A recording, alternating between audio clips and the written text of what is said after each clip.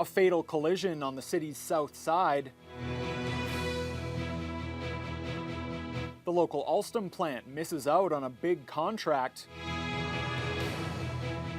And a plane full of toys is destined for remote First Nations.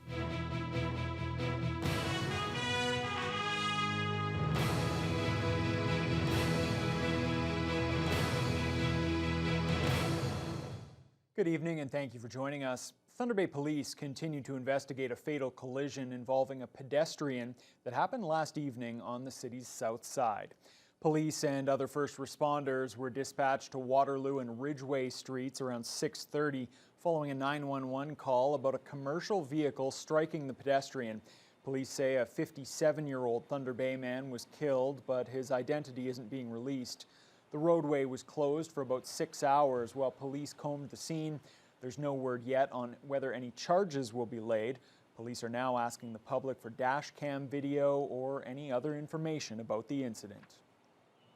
OPP are investigating a suspicious death in Dryden. A deceased woman was located at a home on Government Street yesterday. The OPP say residents can expect to see an increased police presence in the area as crime and forensic units investigate the scene. Police are also asking the public to report any suspicious activity in that area over the past week. It's another blow to Thunder Bay's Alstom plant. The company recently missed out on part of a massive $9 billion contract for the new Ontario Line subway project. Local Unifor President Dominic Pascalino says after consistent layoffs over the past few years, the loss of this contract is even more devastating. Our biggest concern is that we are losing key people in the plant. We're down to 150 people when actually in 2019 we were at 800 people. 200 people lost their recall rights this last month in November, and we have 22 people retiring. The machine shop only has 3 machines left. There were over 10 there before. The contract, which was awarded to Hitachi Rail, includes $2.3 billion for passenger rail vehicle orders. A statement released by Unifor says if the 25% Canadian content rules were adhered to, those vehicles could have been built by Alstom, but the union claims the Ontario Line project only requires 10% Canadian content. Alstom now has its eyes set on a TTC contract for 480 subway cars, and Pascalino explains how much is riding on that work. I can't see this plant surviving any further without a subway car bid of that magnitude. And we have to, even if Alstom does get the job, we have to ensure that the work is going to be done in Thunder Bay and in Canada. The contract for those Toronto subway trains is expected to be awarded in December of next year. Starting next spring, making local calls to friends and loved ones will take a little bit longer, as those with 807 phone numbers will have to start dialing 10 digits to get through. The CRTC has mandated all telecom service providers in Canada to transition to 10-digit local calling by May of 2023. The change is being made to allow the introduction of a new 988 number for mental health crises and suicide prevention services. That will come online nationwide next November. T-Baytel spokesperson Jamie Smith acknowledges the 10-digit dialing may take time for some people in this area to get used to, so the utility will launch an awareness campaign in the coming weeks. At a certain point, if you dial the 7 digits, it's going to say, hey, you can make this call now, but as of this date, you're going to have to do 10 digits. I think it's just going to take a bit of some getting used to. You know, if you talk to people in other cities, this has been sort of par for the course for a long time, but for people in our community, it's just going to take a bit of awareness and in some cases some updating of equipment and things like that. The recorded reminders will begin on April 1st, and as of May 31st, calls dialed without the 807 area code will no longer be connected. More than 24 protests took place across Ontario today in opposition to the Ford government's Bill 23, which passed on Monday. One of those rallies was held here in Thunder Bay.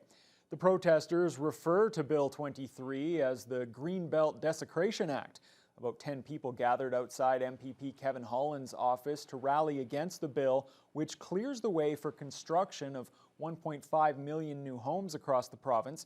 In 2018, Ford promised not to allow development in the Greenbelt area. Rally organizer Paul Berger says he and other Ontarians feel they've been lied to. He's now gone completely back on what he said. So he's selling off some of the Greenbelt. It's going to pave over farmland, raise food prices, pave over wetlands, make climate change worse.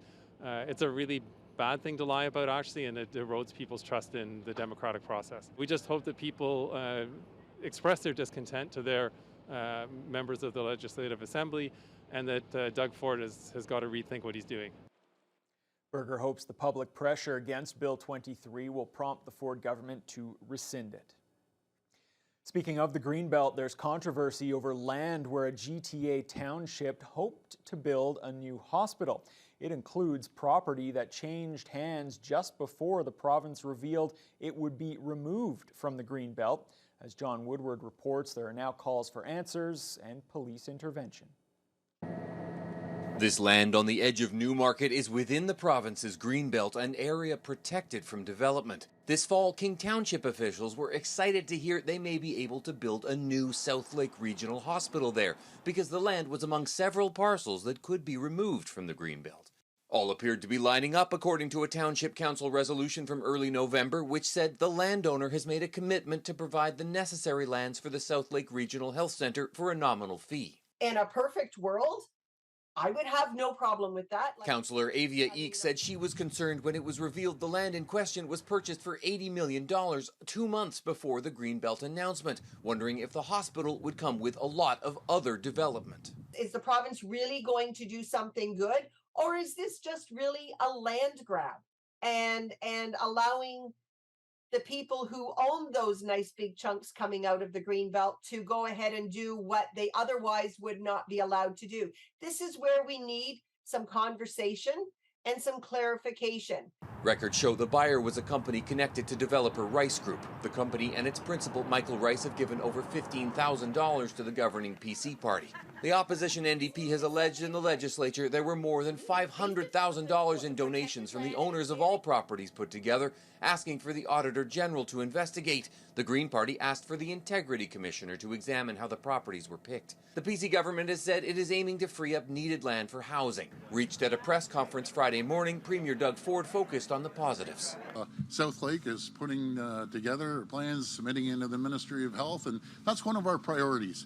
Folks, there's never been more money spent on infrastructure in hospitals in the history of this country, in the history of this province. We're spending over $40 billion, and that number's growing, on 50 sites across Ontario. On Friday, former Toronto Mayor David Miller wrote he believed the police should step in, writing on Twitter, "It is not possible to believe that these land speculators paid tens of millions for land that could not be developed without knowing the Greenbelt protections would be removed." CTV News asked the Ontario Provincial Police if they're investigating. We also asked Ontario's Attorney General if he's appointed a special prosecutor. As of our deadline, we haven't heard back. As for Eek, she believes there's no need to change the Greenbelt, saying a hospital can legally be built there under the current rules. John Woodward, CTV News. MPP Lise Vaugeois is calling on the province to do more to address this city's high rate of opioid or overdose deaths. The NDP member for Thunder Bay Superior North questioned Minister of Mental Health and Addictions Michael Tobolo on the issue at Queen's Park yesterday. We are in acute crisis with record numbers of opioid deaths in Ontario. This crisis is particularly acute in Thunder Bay, where we have 4 times the provincial average of deaths. Will the province increase community-based addiction services, including harm reduction and supportive housing, and increase capacity in publicly funded, publicly run treatment centres in our communities? Those investments are being made where they're needed most. And the focus was on jurisdictions, on cities and towns where those were needed the most, where we had the highest rates of overdoses. And so investments were made in Sioux Lookout, 40 beds, in Thunder Bay, 35. Bourgeois later added that the province relies too heavily on methadone clinics, which she insists don't actually treat the patient for recovery in the ways that are truly needed. 3 people are in custody after Thunder Bay police found $65,000 worth of crack cocaine at a Southside home last night. Police obtained a search warrant for the residence on the 1200 block of East Victoria Avenue. Along with the drugs, officers also seized nearly $8,000 in cash. A 42-year-old man and a 33-year-old woman from Thunder Bay, along with a 28-year-old man from Brampton, appeared in court today on trafficking charges and will remain in custody as they await future court dates. Victoriaville is scheduled to be torn down next year, and the Fort William BIA is giving the building a proper farewell. The BIA hosted a holiday fair today that featured appearances by local drag queens. The jolly true northwest, jingle bells, beaver yells, Santa's on his way. The Storytime event was hosted by Lady Fantasia La Premiere and Ms. Molly Poppins. They read books about inclusivity and taught lessons about different cultures. Leading up to the event, there were some negative comments directed at the Fort William BIA on Facebook, and there were even rumblings of a protest. But as it turned out, the commenters decided to stay home. Those involved in today's event were still unnerved by the situation, however. The overwhelming feeling that was expressed online was coming from a deep place of misinformation and a lack of education, which is why we have Storytime with drag queens, which is why we read books about racial inequality, which is why we read books about sexual inequality, which is why we read books about accepting children exactly as they are, no matter where they come from, no matter what their backgrounds are. We are a diverse community. We have a lot to offer in Thunder Bay. Drag is one of them. It's an art form. It is a culturally significant movement. This event was one of many that the drag queens will take part in across the city leading up to the holidays, with each one sharing the message that it's okay to be different, and most importantly, it's okay to be yourself. The 23rd annual Empty Bowls event was another big success, raising $23,000 for a pair of local organizations. The funds will be split between the Shelter House and the Thunder Bay Food Bank to support their crucial efforts in the community. The event was held at the Moose Hall on October 15th and was again offered in a drive-through format due to ongoing COVID concerns at the time. The 2 checks were presented today at the food bank on Miles Street. Board Chair Allison Hill says the support is much appreciated as the demand for the service continues to increase. That every time we're open, we see new people coming to the food bank, and it's quite sad actually, and so many of them are embarrassed to be here. But our costs are going up, of course, as grocery prices rise, and our numbers have been increasing too. So it's extremely important that we get supported by the community. People are hungry, our numbers are going up. Four meals, we're full at the Shelter House, so this is very greatly needed right at this time of year. Empty Bowls organizers say planning is already underway for next year's event. They're hoping the 24th installment can see the return of a sit-down meal at the Moose Hall. A Hercules plane loaded with thousands of toys touched down at the Thunder Bay Airport today. It's part of the Toys for the North campaign, and the gifts will soon be delivered by Santa Claus to 3 remote First Nations. Vasilios Bellows has the story. This C-130 Hercules aircraft landed at Thunder Bay Airport Friday morning, bringing with it 12 pallets worth of toys, basic need items, and winter wear, all earmarked for Poplar Hill, Sashago Lake, and Webequie First Nations. This is the 8th annual Toys for the North campaign as the RCMP and Gardewine Transportation partner with North Star Air to make it all happen. Karen Matson with North Star Air says everyone was even more excited to help out this year, considering how difficult COVID has been on remote communities. Of course, with the pandemic and, trouble getting out of communities, to a bigger center to do their shopping, that doesn't happen, right? So the RCMP, Gardewine, and North Star, we are thrilled that we can be distributing these toys on behalf of the Canadian Toy Association. The donations are double that of last year and will be brought to the 3 communities between December 12th and 18th. Before that, they'll be sorted and packaged at the Thunder Bay Gardewine headquarters. RCMP Corporal Daryl Warwick says everyone involved is looking forward to when they can finally get the gifts into the hands of the kids up north. And every year we see an increase in the quality of the toys, the number of toys. And when we do go up to the north, it's very rewarding to hand these toys out to the children and see the joy it brings them and the goodwill it does to, between everybody in the community. So it's a great event to be a part of, and we're just happy to be here and be with everybody for this. Well, the toys have been unloaded and the Hercules is taking off. The work's just begun. The toys will now be packaged before being sent out to the 3 First Nations communities later this month. No doubt, bringing Christmas joy to the north.